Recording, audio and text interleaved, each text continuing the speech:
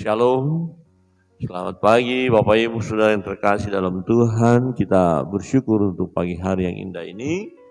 Kita melanjutkan pembacaan firman Tuhan.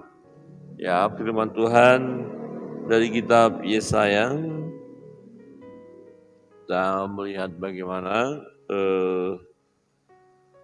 nubuatan daripada Nabi Yesaya kepada bangsa Moab, ya. Dan ini adalah berita penghukuman pada bangsa Moab.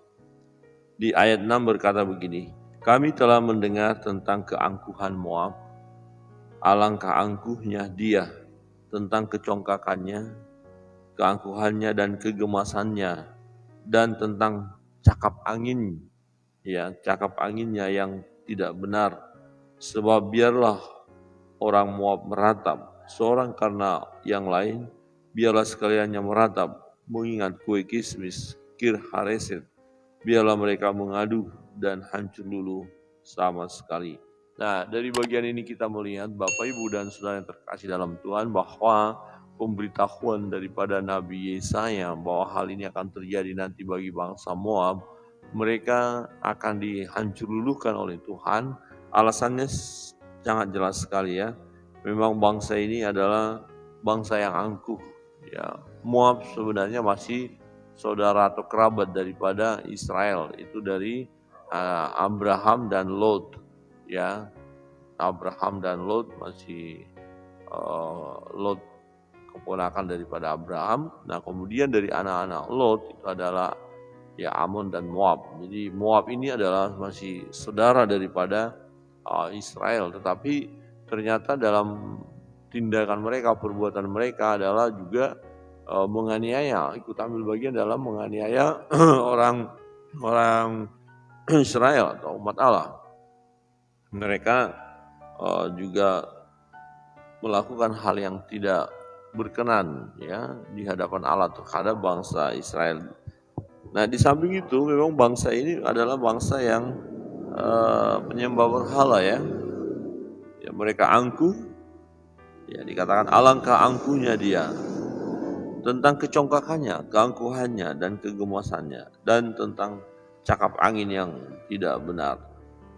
Sebab itu biarlah orang Moab meratap, ya, seorang karena yang lain, biarlah sekalian meratap, biarlah semua meratap, sedih, menangis, menderita mereka karena ulah mereka, karena pekerjaan mereka. Dan ini adalah perbuatan Tuhan, ya, karya Tuhan mendisiplin umat atau bangsa Moab. Jadi penghukuman itu terjadi bagi mereka karena memang mereka tidak taat kepada Allah, atau dengan kata lain mereka memang sombong, angkuh, ya, mengeraskan hati dan merasa diri hebat. Dan itu sebabnya Tuhan menghancurkan mereka.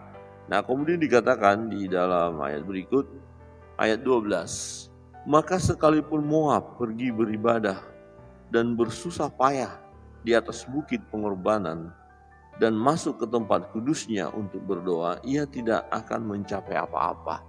Dia tidak akan mencapai apa-apa. Tapi yang dimaksud di sini pergi berdoa bukan kepada Allah Israel, ya, Allahnya mereka, ya. Allah mereka adalah ilah-ilah zaman ini, ilah-ilah, ya, atau bukan kepada Tuhan yang benar. Jadi mereka sendiri punya Allahnya mereka, tetapi Allah mereka tidak bisa berbuat apa-apa. Yang dikatakan dalam kitab Yesaya juga, punya tangan tapi tidak bisa bergerak, punya kaki tidak bisa berjalan, punya mata tapi tidak bisa melihat. Ya, jadi ini Allah. Dengan kata lain mereka menyembah, ya, patung buatan tangan mereka sendiri. Nah, waktu mereka beribadah, meskipun atau maka sekalipun mau pergi beribadah untuk bersusah payah di atas bukit pengorbanan dan masuk ke tempat kudusnya untuk berdoa, ia tidak akan mencapai apa-apa. Mengapa tidak mencapai apa-apa? Karena segala sesuatu daripada Tuhan, dan Tuhan sudah menetapkan bahwa mereka akan mengalami penganiayaan, akan menderita, akan mengalami kesukaran. Dan mereka ada dalam penghukuman Allah. Jadi orang-orang yang ada dalam penghukuman Allah tidak bisa berbuat apa-apa. Tidak bisa berkutik, ya, istilahnya, ya. Jadi mereka, ya, ada masuk dalam pembuangan atau dalam penderitaan, dalam kesukaran, tidak bisa melepaskan diri dengan kekuatannya. Bahkan dengan kekuatan Allahnya mereka tidak bisa membebaskan diri. Ya, karena ternyata Allah mereka adalah Allah yang tidak dapat berbuat apa-apa. Ya.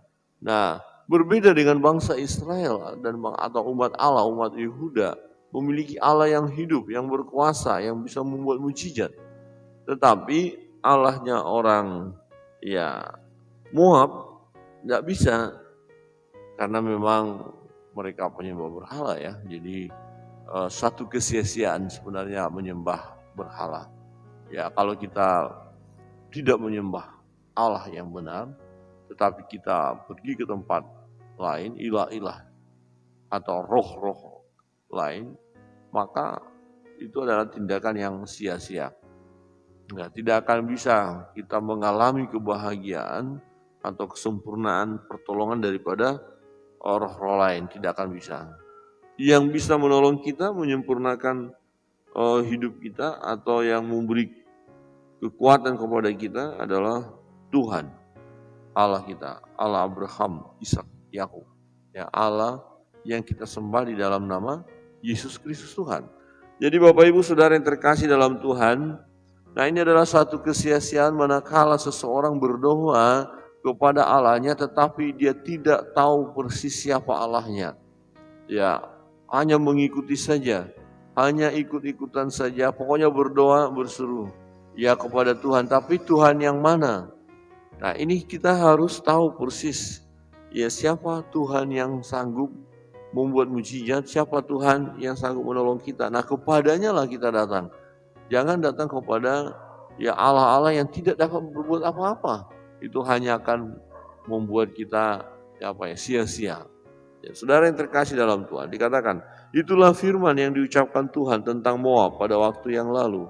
Maka sekarang Tuhan berfirman, dalam 3 tahun menurut masa kerja prajurit upahan, maka kemuliaan Moab serta dengan keramaiannya yang besar akan menjadi kehinaan, dan orang yang tertinggal akan sangat sedikit dan tidak berkuasa. Jadi mengalami penghukuman ya bangsa ini, hanya sedikit yang sisa tapi tidak seberapa dikatakan. Saudara yang terkasih dalam Tuhan, ya Tuhan memberi hukuman tentu berdasarkan keadilannya, dan hukuman itu setimpal dengan perbuatannya, ya setimpal. Nah, tidak mungkin bangsa ini dihabisi, dihancurkan kalau hanya dosa atau kesalahannya sedikit. Nah, tetapi kita melihat bahwa yang bangsa ini, bangsa Moab melakukan dosa-dosa yang luar biasa ya, juga penyembahannya yang berhala itu ya, dan keterlibatan mereka dalam menganiaya umat pilihan Allah ya.